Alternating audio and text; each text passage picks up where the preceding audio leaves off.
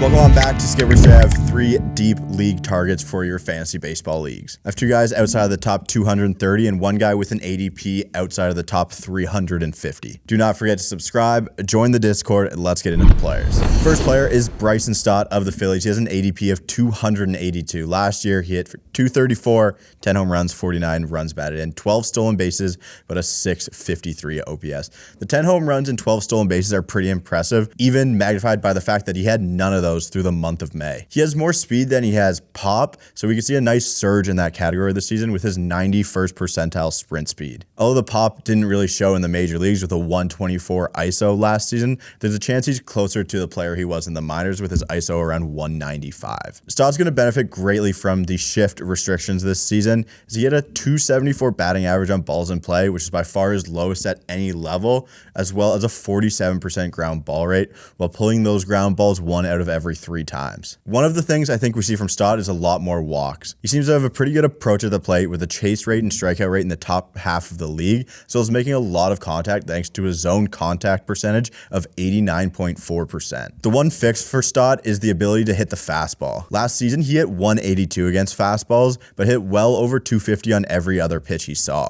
Stott has good pop, really good speed, a solid approach, and the ability to make good contact when it's in the zone. Everything you could ask for when you're looking for a steal late in your drafts. He also had a weird kind of start to his career as he got up to the major at the start of the season. Joe Girardi didn't want to play him. They sent him down to AAA, and then he was back up for the majors for the second half of the season. The second half was a ton better than the first half for Bryson Stott. And I think a full first year in the big leagues will be a big thing for Bryson Stott. I was reading a Paul Sporer breakouts article, and he had Stott with a line of 269 with 15 home runs, 57 runs batted in, and 21 stolen bases this season. If we get that production from him, I think this is an absolute steal outside the top 275. The second late round guy is going to be Rusney Contreras of the Pirates. He has an ADP of 350. Last season, he went 5-5. He had a 3.79 ERA, 1.27 WHIP, 86 strikeouts in 95 innings pitched. He was one of my favorite pitchers early on in the season, but I feel like he was mistreated in his development by the Pirates. Now he's set for a steady rotation role on opening day, and I think they will unlock his potential. Before we get into some of the advanced numbers, we saw Rusney pitch for the Dominican Republic in the World Baseball Classic, and he was nothing short of fantastic in his one start against Israel. He threw 2 2/3, gave up 1 hit, and struck out 4 in his only appearance. Rusney has all the tools to be a big-time arm in the big leagues. He throws a 4-seam fastball that has an average velocity in the 87th percentile,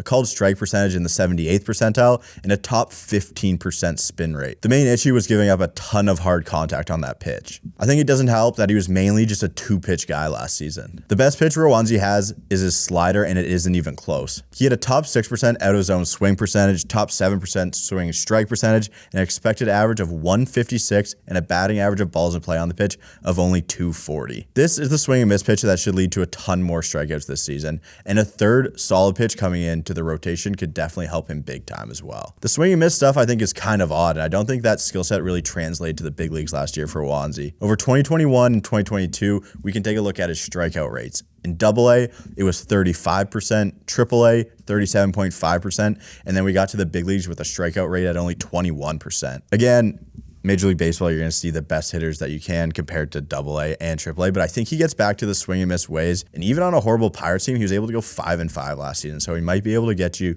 I know, a great year where you get 8 to 10 wins from Rusney. I'm a big-time believer in his talent. I think it'll show this year for your fantasy teams, especially in much deeper leagues. And finally, my last guy is going to be Michael Conforto of the Giants. His ADP is at 237. His 2021 stats were 232 average, 14 home runs, 55 runs batted in, a stolen base, and a 728 OPS. What I really wanted to see from Michael Conforto this spring was that he was healthy, and he has done nothing but impress in that time. After shoulder surgery sidelined him for all of 2022, and it cut his disappointing 2021 season short, Conforto has hit 257 with 4 home runs in 35 spring training at bats. Signing with the Giants, I think, seems like a death sentence based on the park, but it's really not that. AT&T Park has been the 13th best park to hit at over the last 3 seasons, according to Park Factor. Even with a bad shoulder in 2021, Conforto had a max exit velocity in the 80th percentile, a walk rate in the 88th percentile, and a chase rate in the top 19% of the league. He ran the lowest barrel rate of his career, and because of the injuries, I don't think it was a very Conforto like season. What I see from Michael Conforto this season with the Giants is